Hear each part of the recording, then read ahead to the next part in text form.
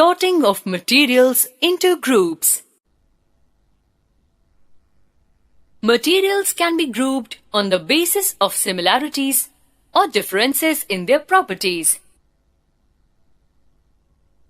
Grouping together things with similar properties is called classification. Why do we need to group materials in everyday life? We often group materials for our convenience. Have you ever seen how different things are arranged in a grocery shop? One kind of items, say soaps, are arranged at one place. Similarly, pulses, biscuits, shampoos, chips, chocolates,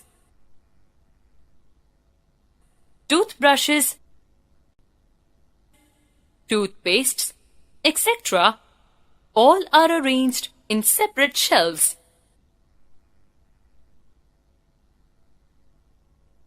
Imagine if all of these are mixed together. How difficult it would be for us to locate a soap of a particular brand. There is a long list of things around you, so there has to be a systematic way of grouping all of them.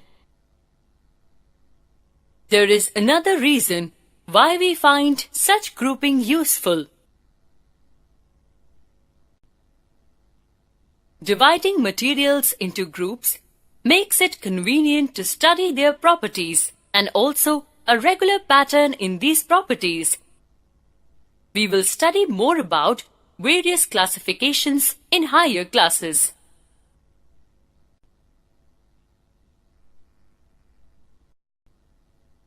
Key notes to remember. Objects around us are made up of a large variety of materials.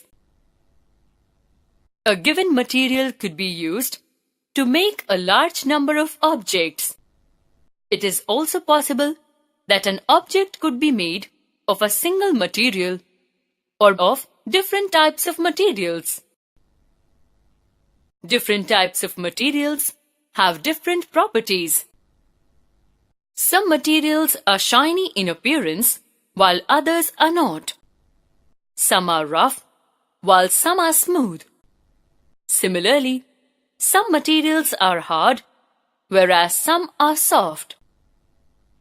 Some materials are soluble in water whereas some others are insoluble. Some materials, such as glass, are transparent, and some others, such as wood and metals, are opaque. Some materials are translucent, such as butter paper, frosted glass. The three states of matter are solid, liquid, and gas.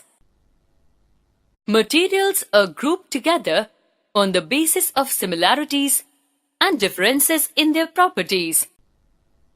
Things are grouped together for convenience and to study their properties more systematically.